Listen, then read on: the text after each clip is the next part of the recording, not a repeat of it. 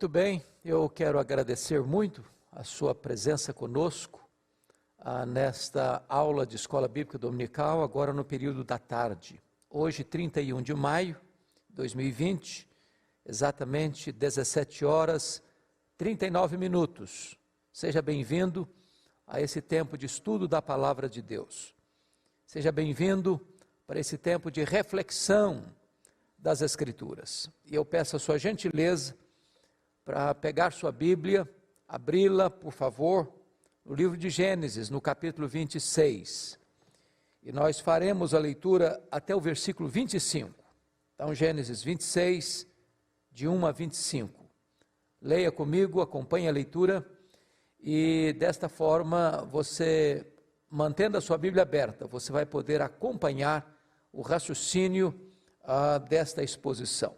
Eu vou passar a ler então Gênesis 26, de 1 a 25. Sobrevindo fome à terra, além da primeira vida nos dias de Abraão, foi Isaque a Gerar, avistar-se com Abimeleque, rei dos filisteus. Apareceu-lhe o Senhor e disse: não desças ao Egito, fica na terra que eu te disser. Habita nela, e serei contigo e te abençoarei, porque a ti e a tua descendência darei todas estas terras, e confirmarei o juramento que fiz a Abraão teu pai. Multiplicarei a tua descendência como as estrelas dos céus, e lhe darei todas as terras. Na tua descendência serão abençoadas todas as nações da terra, porque Abraão obedeceu a minha palavra e guardou os meus mandamentos, os meus preceitos, os meus estatutos e as minhas leis. Isaque, pois, ficou em Gerar. Perguntando-lhe os homens daquele lugar a respeito de sua mulher, disse: é minha irmã, pois temia dizer, é minha mulher. Para que, dizia ele consigo, os homens do lugar não me matem por amor de Rebeca, porque era formosa de aparência. Ora, tendo Isaque permanecido ali por muito tempo, Abimeleque, rei dos filisteus, olhando da janela, viu que Isaque acariciava Rebeca, sua mulher. Então Abimeleque chamou a Isaque e lhe disse: é evidente que ela é tua esposa. Como, pois, disseste, é minha irmã? Respondeu-lhe Isaque: porque eu dizia, para que eu não morra por causa dela. Disse Abimeleque: que é isso que nos fizeste? Facilmente algum do povo teria abusado de tua mulher e tu atraído sobre nós grave delito. E deu esta ordem a todo o povo: qualquer que tocar a este homem ou a sua mulher, certamente morrerá. Semeou Isaque naquela terra, e no mesmo ano recolheu 100 por 1, porque o Senhor o abençoava. Enriqueceu-se o homem, prosperou, ficou riquíssimo, possuía ovelhas e bois, e grande número de servos, de maneira que os filisteus lhe tinham inveja. E por isso lhe entulharam todos os poços que os servos de seu pai haviam cavado nos dias de Abraão, enchendo-os de terra. Disse Abimeleque a Isaque: aparta-te de nós, porque já és muito mais poderoso do que nós. Então Isaque saiu dali e se acampou no vale de Gerar, onde habitou. E tornou Isaque a abrir os poços que se cavaram nos dias de Abraão, seu pai, porque os filisteus os haviam entulhado depois da morte de Abraão. E lhes deu os mesmos nomes que já seu pai lhes havia posto. Cavaram os servos de Isaque no vale e acharam um poço de água nascente. Mas os pastores de Gerar contenderam com os pastores de Isaque, dizendo: esta água é nossa. Por isso chamou o poço de Ezeque, porque contenderam com ele. Então cavaram outro poço e também por causa desse contenderam, por isso recebeu o nome de Sitna. Partindo dali, cavou ainda outro poço, E como por esse não contenderam, chamou-lhe Reobote e disse: porque agora nos deu lugar o Senhor e prosperaremos na terra. Dali subiu para Berseba. Na mesma noite, lhe apareceu o Senhor e disse: eu sou o Deus de Abraão, teu pai. Não temas, porque eu sou contigo. Abençoar-te-ei e multiplicarei a tua descendência, por amor de Abraão, meu servo. Então levantou ali um altar, e tendo invocado o nome do Senhor, armou a sua tenda, e os servos de Isaque abriram ali um poço. Eu quero pensar com você hoje sobre o seguinte tema: prosperando no deserto e transformando tragédia em triunfo.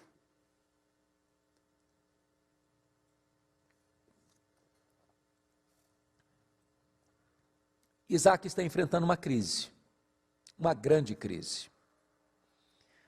A crise que Isaque está enfrentando é que a fome está assolando a terra. Naquela conjuntura em que Isaque vivia, diferente da nossa, não bastava apenas ter dinheiro, moeda. Porque quando a fome assolava, isso significava o seguinte: a terra não está produzindo, a seca é implacável, a chuva não vem, a região é desértica. Não havendo chuva, não tem colheita. Não havendo chuva, a seca sendo severa, os pastos secam, os rebanhos não têm como sobreviver. E então a pobreza é instalada e a fome vem de carona nessa crise.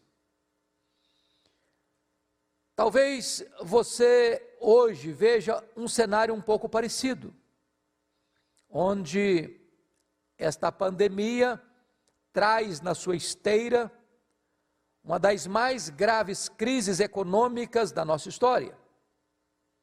Empresas robustas estão quebrando, pequenas empresas fechando as portas, gente estabilizada na sua empresa ficando desempregado, comerciantes pequenos achando que não podem mais reabrir os seus empreendimentos. E certamente, como tem se alertado fartamente nesse país, a fome vem de carona nessa crise para assolar a terra. Então este é o panorama, este é o cenário, esta é a conjuntura em que Isaque está vivendo. Daqui então eu quero tirar algumas lições. E a primeira delas é que você precisa seguir as orientações de Deus, em vez de fugir na hora da crise. É claro que Isaque, ao perceber que a fome chegou na sua terra, ele vai procurar, diz a Bíblia, Abimeleque, rei dos filisteus, em Gerar. Seu pai já vivera ali, Abraão já passara por lá. Abraão teve uma experiência de fracasso em Gerar, porque mentiu sobre a sua mulher Sara, dizendo que ela era sua irmã. E ela foi levada para o harém do rei dos filisteus. Mas agora, na hora do aperto, Isaque vai para lá. E é nessa conjuntura que está escrito no verso 2, apareceu-lhe o Senhor e disse, não desças ao Egito, fica na terra que eu te disser.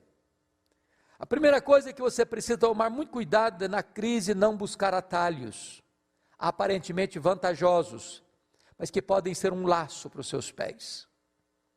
Naquela época, naquela região, quando uma crise chegava de fome, de seca, todos os nômades e seminômades fugiam para o Egito. O Egito era a espécie de celeiro do mundo. O Nilo era certamente a condição de oferecer alimento para o mundo na hora da crise. Porque mesmo que a seca fosse severa, o Nilo rasgava as entranhas do deserto, esparramava suas águas, e isso produzia fartura, comida, celeiros cheios. E Isaac é tentado ir para lá. E Deus diz, não desça ao Egito. Lá no Egito, conforme relata o capítulo 13 de Gênesis, Abraão foi para lá. E diz a Escritura, no capítulo 12, aliás, versículos 10 a 20, que Abraão sofre um golpe muito grande ali. Seu pai, Abraão, tinha mentido acerca da sua mulher, com medo de que fosse morto. E Sara é levada ao harém do faraó. E não fora a intervenção de Deus, e as promessas da aliança estariam comprometidas pelo medo de Abraão. Depois, Abraão recebe muito dinheiro, muitos presentes por causa de Sara, porque eles não sabem que Sara é mulher de Abraão, pensaram que ela era irmã dele, e então cumulam Abraão de presentes, de servos e de servas. E aqueles presentes que Abraão recebe foram a causa da separação entre ele e Ló mais tarde, e depois, uma das maiores tragédias na família de Abraão, que foi uma dessas servas que ele recebe de presente no Egito, chamada Agar, vai ser mulher de Ismael, e que vai trazer tantas dores e angústias para o coração de Abraão e para a história da humanidade. Deus disse então para Isaac, não desças ao Egito, não busque atalhos na crise, não transija com seus valores na crise. Depois, é importante dizer que na crise você tem que tirar os olhos das circunstâncias e colocá-los nas promessas de Deus. Veja comigo o que Deus disse para ele, no versos 3, 4 e 5. Deus disse, não desças do Egito, fica na terra, habita nela, eu serei contigo e te abençoarei. E Deus então repete para Isaac as mesmas promessas que dera a Abraão, seu pai. Ou seja, você e eu não andamos pela vista, você e eu andamos pelas promessas, pela fé nas promessas. Você recebe as promessas de Deus, não é quando você busca os atalhos, você recebe as promessas de Deus, é quando você anda em obediência a Deus. Deus não tem nenhum compromisso com as nossas loucuras, Deus não tem nenhum compromisso com as nossas escolhas erradas, Deus não tem nenhum compromisso em cumprir a sua palavra a nós, quando nós estamos numa rota de desobediência. Mas se você não olhar a circunstância e a despeito da crise, você honrar a Deus, obedecer a Deus, então Deus renova a você as suas promessas, as suas bênçãos.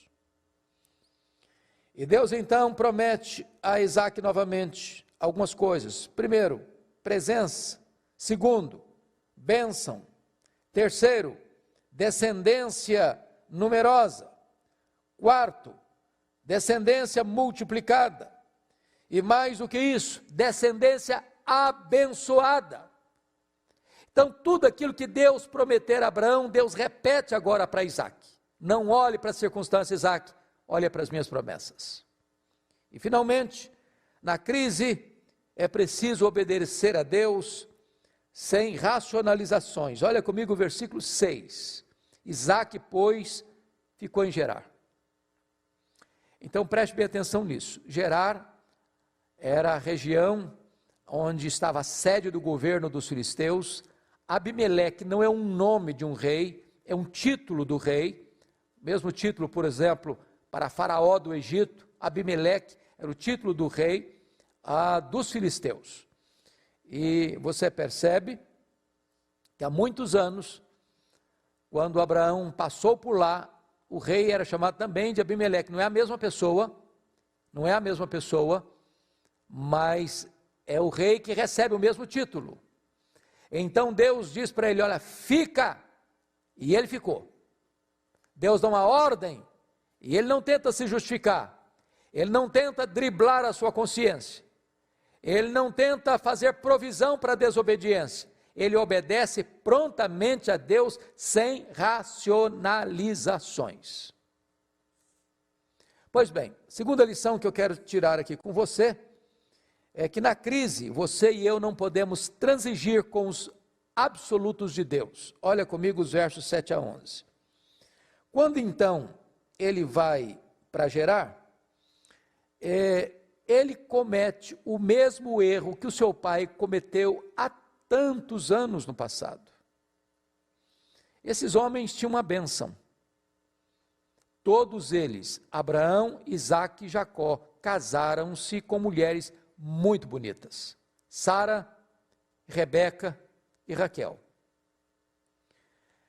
Abraão, com medo de ser morto pelos homens do Egito e de Gerar, por causa da beleza de Sara, mentiu, dizendo que era irmã. O pecado dos pais, de certa forma, são imitados pelos filhos.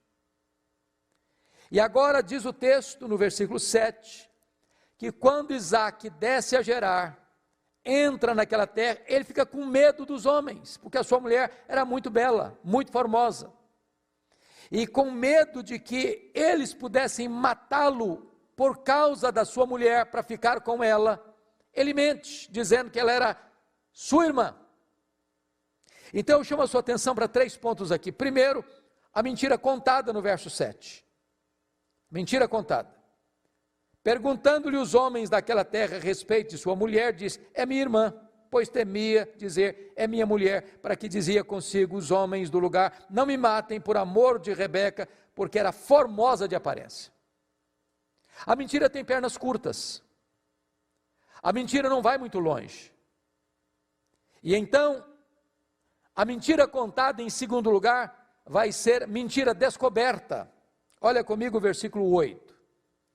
Ora, tendo Isaque permanecido ali muito tempo, ou por muito tempo, Abimeleque, rei dos filisteus, olhando da janela, viu que Isaque acariciava a Rebeca, sua mulher. Então, a máscara caiu. A mentira tornou-se exposta, descoberta. Então, o homem de Deus passa a se tornar mentiroso. Seu testemunho fica maculado, manchado, pela sua covardia. Porque não é um pecado de mentira, é um pecado de egoísmo. Ele está usando a sua mulher para se blindar. O amor do marido pela mulher tem que ser um amor sacrificial. A Bíblia diz que Cristo amou a igreja, a si mesmo se entregou por ela, morreu por ela, e é desta maneira que o marido deve amar a mulher, não fazer da mulher um escudo para se proteger. Então ele foi covarde, ele foi egoísta, ele colocou a sua mulher na vitrine, ele usou um atributo da sua mulher, a sua beleza, como um escudo para ele, para que ele não fosse morto. Faltou-lhe amor à sua mulher, porque no amor não tem medo, o amor lança fora todo medo. Faltou a ele fidelidade à sua mulher, porque ela poderia ser abusada naquela terra pela mentira dele, pela covardia dele, pela fraqueza moral dele. Mas em terceiro lugar, a mentira contada vai ser, em segundo lugar, a mentira descoberta. E em terceiro lugar, a mentira descoberta vai ser mentira reprovada. Olha o versículo 10 e 11 comigo. Disse Abimeleque: que é isso que nos fizeste? Facilmente algum do povo teria abusado de tua mulher, e tu atraído sobre nós grande delito. E deu esta ordem a todo o povo: qualquer que tocar este homem ou a sua mulher, certamente morrerá. Mentira contada, mentira descoberta, mentira reprovada. Agora o homem de Deus está sendo exortado, repreendido por um rei pagão. Em vez de Isaque ser uma luz, é ele quem é reprovado pelo rei pagão, por causa do seu temor, por causa da sua falta de devoção a sua mulher. Mas veja você que há uma terceira lição no texto. Veja comigo, por favor, versículos 12 a 14.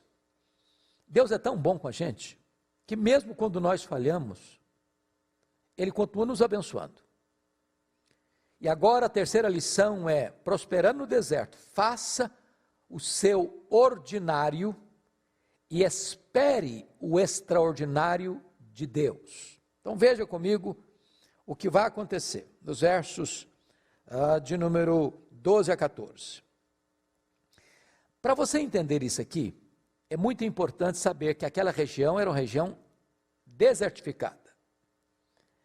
Era uma região basicamente pastoril. As pessoas cuidavam de ovelhas.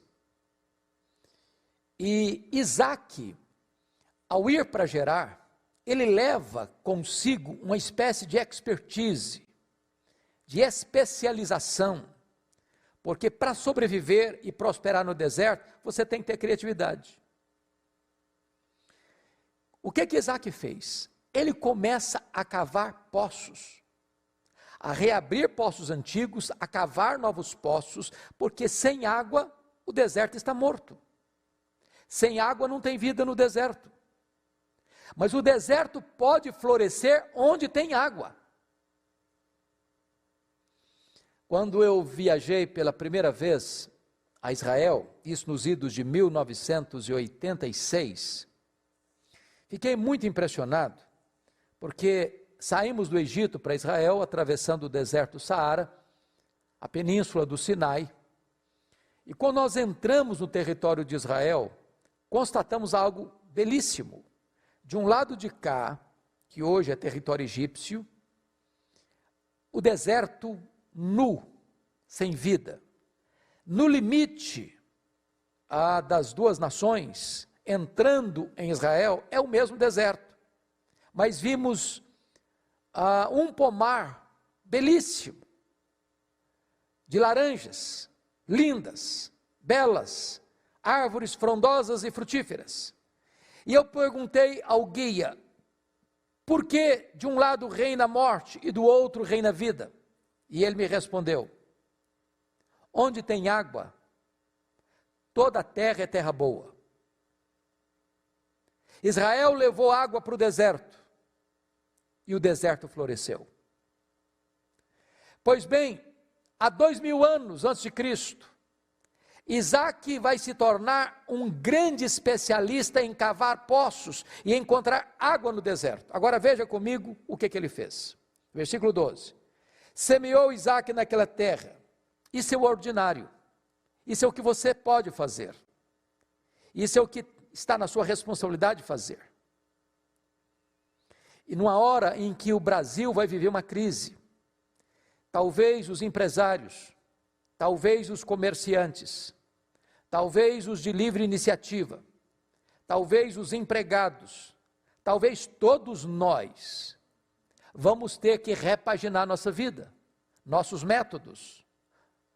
Talvez todos nós vamos precisar buscar alguma especialização, alguma expertise, porque a crise sempre foi momento de criatividade. Por exemplo, a medicina avançou profundamente, de forma magnífica, exatamente quando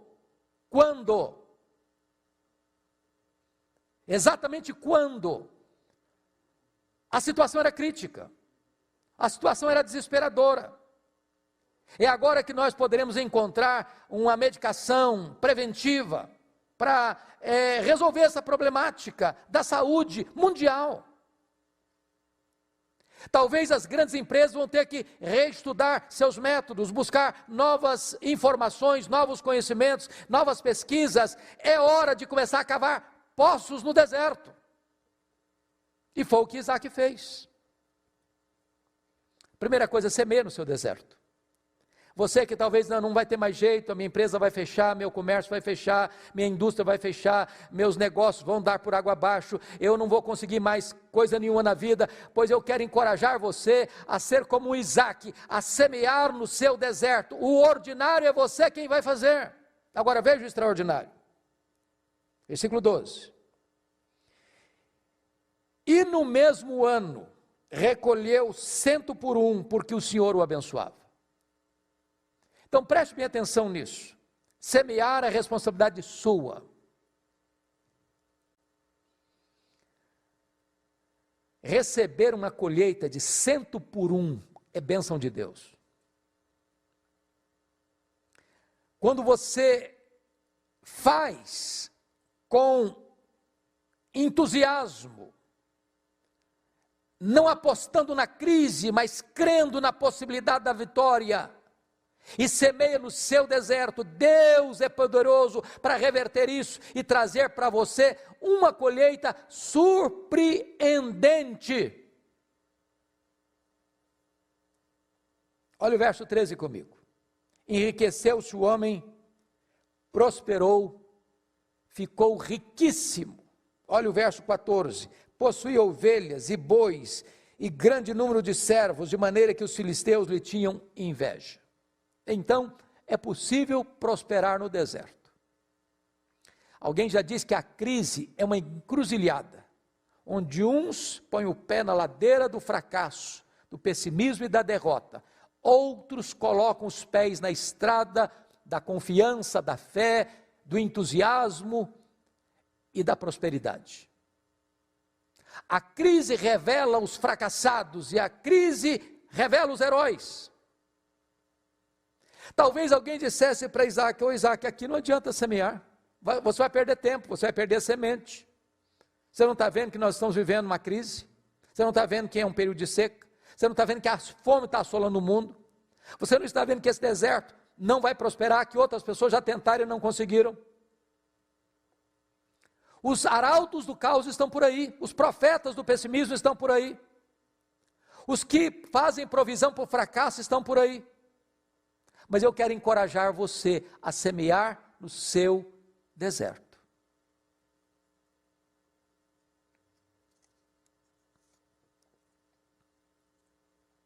Quarta lição que esse texto nos ensina.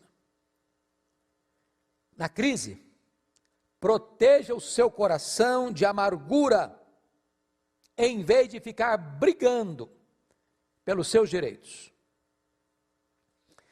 O que é prosperidade? Não é só dinheiro, não é só riqueza. A palavra prosperidade à luz da Bíblia tem muito mais a ver do que simplesmente posse de bens, mas é paz de espírito. Há muitas pessoas pobres, prósperas, e há muitas pessoas ricas, miseráveis. Provérbios diz que há muitos que se dizem ricos sendo pobres, e há muitos que se dizem pobres sendo ricos. A Bíblia diz que é melhor um prato de verdura do que uma casa e uma panela cheia de carne onde há contenda. O rico é aquele que bota a cabeça no travesseiro e dorme. Está em paz com a sua consciência, está em paz com Deus, está em paz com o seu próximo. A riqueza adquirida em cima de brigas, de contendas, de mazelas relacionais, ela pode trazer muitos proventos e recursos para suas mãos, mas vai arruinar a sua alma, vai destruir as suas emoções, vai afundar você num poço de amargura.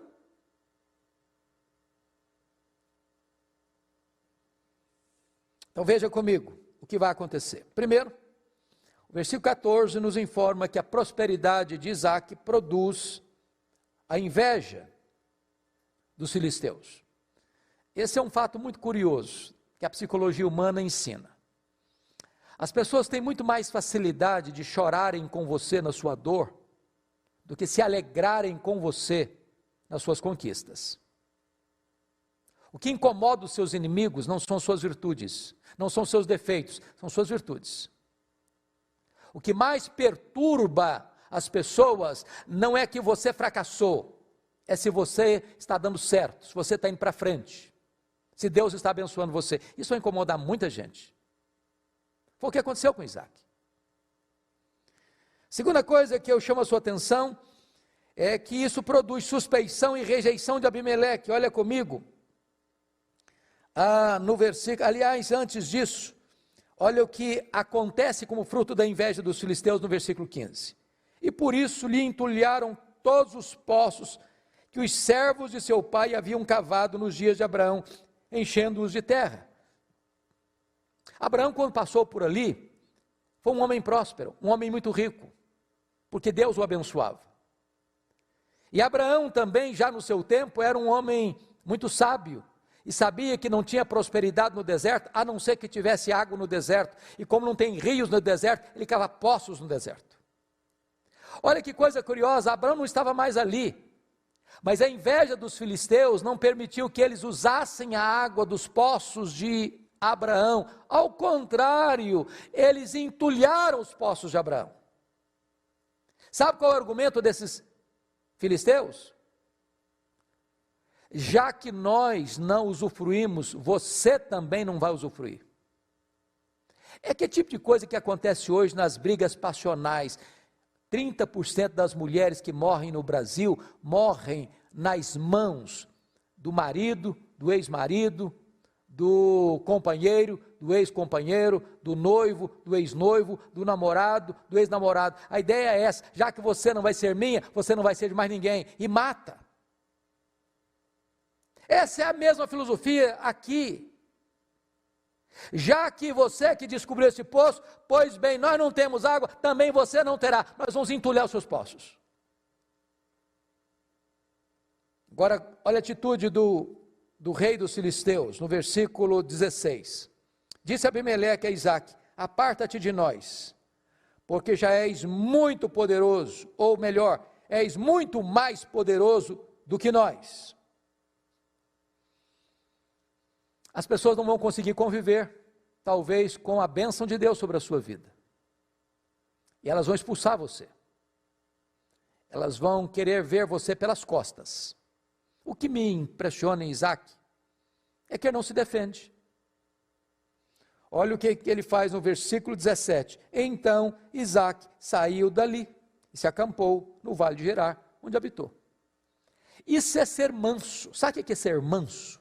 Não é ser frouxo, não é ser covarde, não é não ter opinião, não é ser capacho de ninguém. Manso é aquele que, embora tendo força na mão, não a aplica para esmagar o outro, para se defender.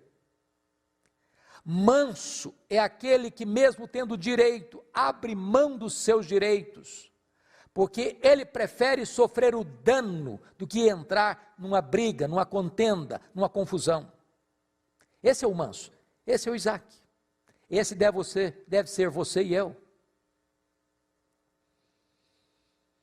Mas veja mais, versículos 18, olha comigo agora, algo impressionante. Na crise, essa é outra lição que eu quero repartir com você, a quinta lição. Na crise, busque velhas e novas medidas. Primeiramente, olhe o versículo 18 comigo. E tornou Isaac a abrir os poços que se cavaram nos dias de Abraão, seu pai, porque os filisteus os haviam entulhado depois da morte de Abraão, e lhes deu os mesmos nomes que já seu pai lhes havia posto. Primeira coisa, querido, que eu quero encorajar você, é reabrir os poços lá do passado, que deram água, que foram entulhados. Agora, vamos pegar isso do ponto de vista espiritual.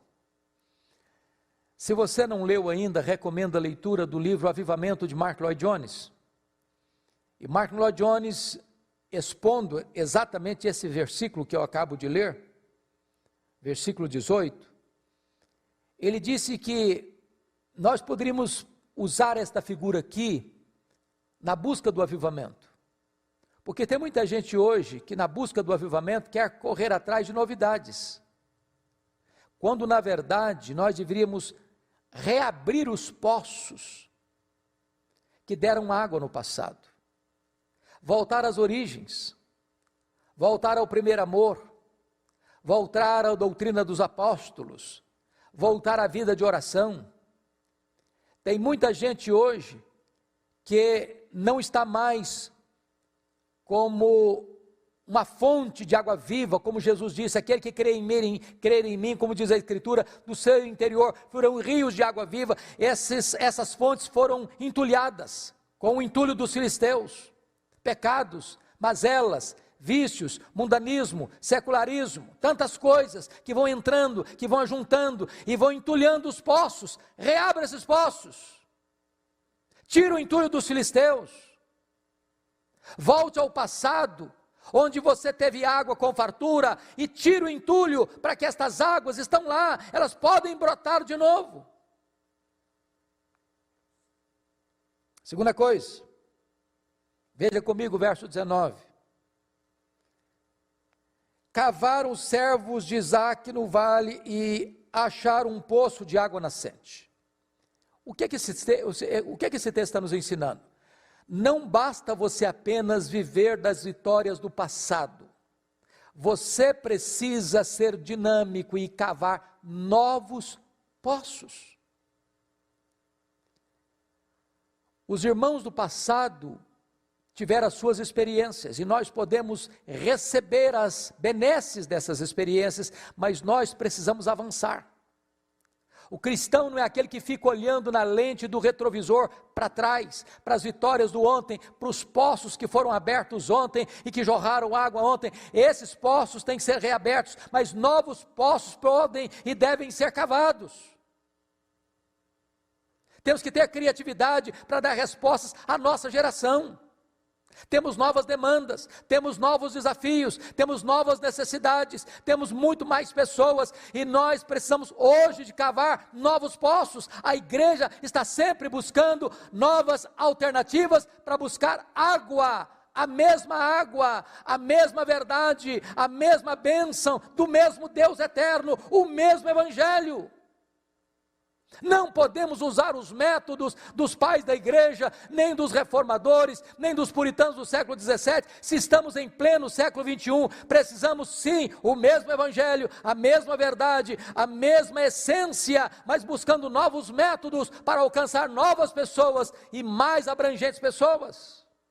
Cave os seus poços.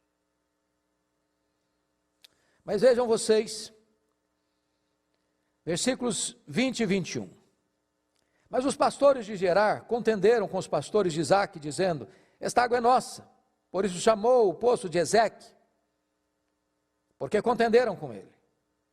Então cavaram outro poço, e também por causa desse contenderam, por isso recebeu o nome de Sitna. Partindo dali, cavou ainda outro poço, e como por esse não contenderam, chamou-lhe Reobote e disse: porque agora nos deu lugar o Senhor e prosperaremos na terra. O que Isaque está nos ensinando aqui é que nós não fomos chamados para contender, nós fomos chamados para sermos uma bênção. Tem hora que as pessoas vão querer muito que você contenda com elas, elas provocam você, elas entulham os seus poços, e você vai lá e reabre esses poços. E agora você cava um poço, e veja você de água nascente, água permanente. Fato espetacular num deserto, fonte de uma riqueza no deserto. E diz o texto, veja comigo, versículo 20, que os pastores de Gerar contenderam com os pastores de Isaque, dizendo: esta água é nossa. Isaque poderia ter declarado uma guerra ali. O próprio rei de Gerar tinha reconhecido que Isaque era mais poderoso do que eles. Mas Isaque toma uma decisão. Ele não entra nessa briga. Ele não entra nessa contenda. Quantas energias gastas hoje, domesticamente, Quantas brigas desnecessárias, quantas querelas nas redes sociais, quantos ataques. É hora de você parar e perceber o seguinte: não vale a pena você ganhar uma briga e perder a sua paz, e perder a sua alegria, e perder aquilo que Deus chamou você para fazer prosperar no seu deserto. Então diz a Escritura, no verso 21, que os servos ou os pastores de Isaque cavaram outro poço, e também por causa desse, contenderam. E Isaque não fica ali contendendo, ele caminha para frente, ele vai à frente, ele entende uma coisa: Deus não o chamou para brigar, Deus o chamou para ser uma bênção, para ser o herdeiro da promessa, para ser pai de multidões, e ele não quer gastar sua energia, nem seu tempo, com seus críticos, nem com seus contendores, ele vai para frente. E olha comigo o verso 22, partindo dali, cavou ainda outro poço, e como por esse poço não contenderam, chamou-lhe Reobote, diz: agora Deus me deu largueza, agora Deus me deu espaço, agora eu vou prosperar. Deixa eu dizer algo muito importante a você, eu não conheço a realidade da sua vida, nos detalhes, mas aqui há um ponto fundamental: seja um pacificador. No que depender de você, tenha paz com todos os homens. Fuja de brigas, fuja de contendas, fuja de querelas, seja dentro da sua casa, seja no seu trabalho, seja nos seus negócios, seja nos seus relacionamentos, seja dentro da igreja. Fuja. Deus vai honrar a sua atitude. Vai chegar um momento em que seus críticos ou seus perseguidores não terão mais condições de continuar essa contenda, porque verão a bênção de Deus sobre a sua vida.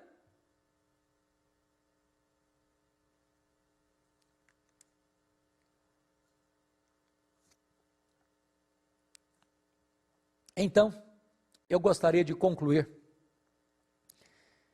porque diz a Bíblia que, no verso 23, que dali, então, Isaque subiu para Berseba.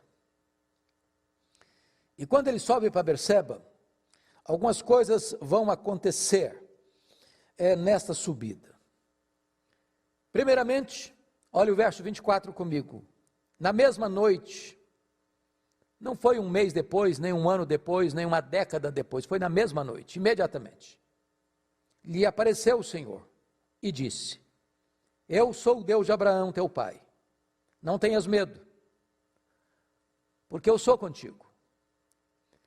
Por que Deus disse isso, não tenhas medo? Bom, o Isaque tinha saído de Gerar, de certa forma fugido. O rei dos filisteus disse: vai embora, nós não queremos você aqui, você é persona não grata aqui. Ele sabia da beligerância das pessoas de Gerar, que faziam contendas com ele, se apropriando dos poços que ele cavava. Ele era um homem de paz, mas as pessoas que lidavam com ele não eram. Talvez ele temesse retaliação. Então Deus chega para ele e aparece: olha, eu sou o Deus de Abraão, eu sou o Deus da promessa, eu sou o Deus da aliança. Então Isaque não fica com medo não. E como é que Deus trata com ele? Não temas, porque eu sou contigo. A presença de Deus conosco é o grande antídoto contra o medo. Mas mais, abençoar-te-ei e multiplicarei a tua descendência por amor de Abraão, meu servo. Então Deus promete a ele bênção, Deus promete a ele a multiplicação da sua descendência, por amor a Abraão. Qual é a resposta de Isaque a esta teofania, a esta aparição de Deus, a esta revelação de Deus a ele? Confira comigo o verso 25. Primeiro, ele adora a Deus. Então levantou ali um altar e tendo invocado o nome do Senhor. Isaque é um homem fantástico nesse sentido, porque ele une poço e altar. Ele une trabalho e adoração. Como dizia Lutero, você deve trafegar do campo ao templo com a mesma devoção. Você não pode reduzir a sua espiritualidade apenas ao templo, ao culto público. Você precisa levantar altares a Deus onde você trabalha. Você cava poços e levanta altares na mesma geografia. Mas mais, diz o texto, que armou ali a sua tenda. Isso significa a bênção da família. Ele não só levanta altar, ele arma a tenda. Agora a tenda fala da família, a tenda fala da comunhão familiar, a tenda fala da proteção familiar. Que mais? Terceiro lugar, vem a bênção financeira. Porque está escrito no verso 25, e os servos de Isaque abriram ali um poço. Onde ele passava, ele cavava um poço, e Deus abençoava, e água jorrava. Água jorrando no deserto é sinônimo de prosperidade e de riqueza. Ele fazia isso pela fé, porque Deus havia dito para ele, fique em Gerar, eu vou abençoar você, eu vou cuidar de você, eu vou proteger você.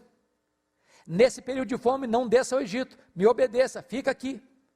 Essa terra aqui, que hoje os filisteus estão tomando conta, vai ser da sua descendência. Sabe qual é a conclusão de tudo isso? Nos versos 26 a 35, está relatado que a notícia da prosperidade, da bênção de Deus sobre Isaque, chega lá em Gerar. Agora Isaque está em Berseba. E diz o texto, que o rei, juntamente com Azate, seu amigo Azate, e Ficol, que era o seu comandante militar, Azate era o seu conselheiro pessoal, essas três maiores autoridades de Gerar, do território dos filisteus, viajam a Berseba, e precisam reconhecer que ele é um abençoado de Deus.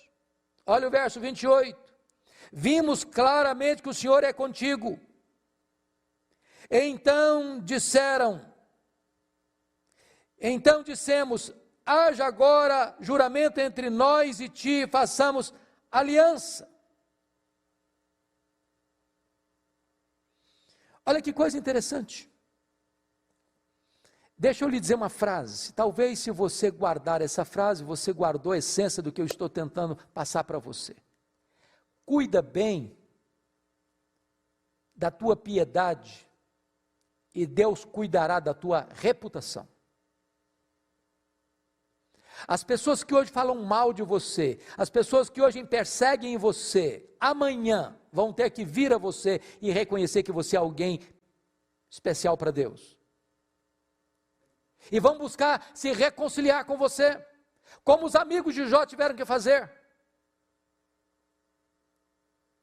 Então você não tem que brigar, você não tem que se defender, você não tem que criar contendas, você tem que andar com Deus, você tem que viver na presença de Deus, e quando a bênção de Deus estiver sobre você, seus inimigos se reconciliarão com você, reconhecem que você é um abençoado de Deus.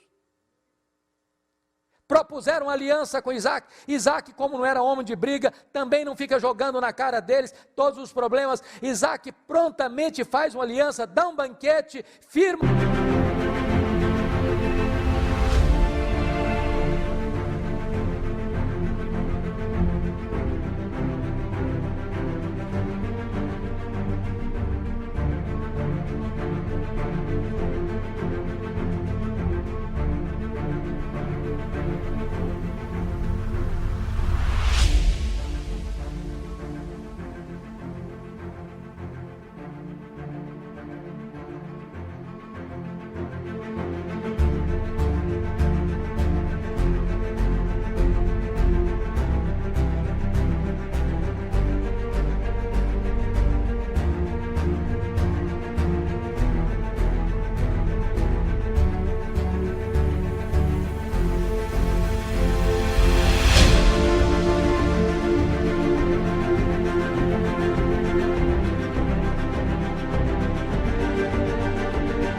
aliança e os despede em paz.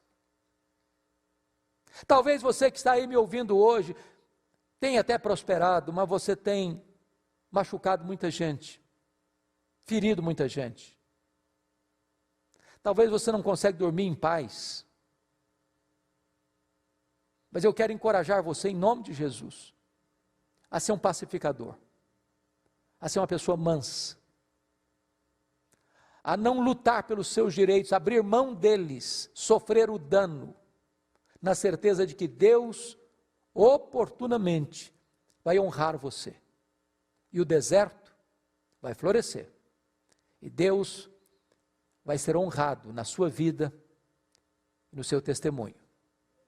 As nossas fraquezas, as temos, como Isaac as teve. E o nosso Deus é o Deus que perdoa, é o Deus que restaura, é o Deus que abençoa outra vez. Então, nesse tempo de crise, de angústia e dor para o Brasil e para o mundo, não desanima não, não ensarilhe as armas não, não jogue a toalha não, não desista não. Entenda uma coisa, não busque alternativas, atalhos, não transija com os valores absolutos, semeia no seu deserto, abra os seus poços, reabra os poços antigos, pare de contender, e Deus há de abençoar sua vida, Deus há de abençoar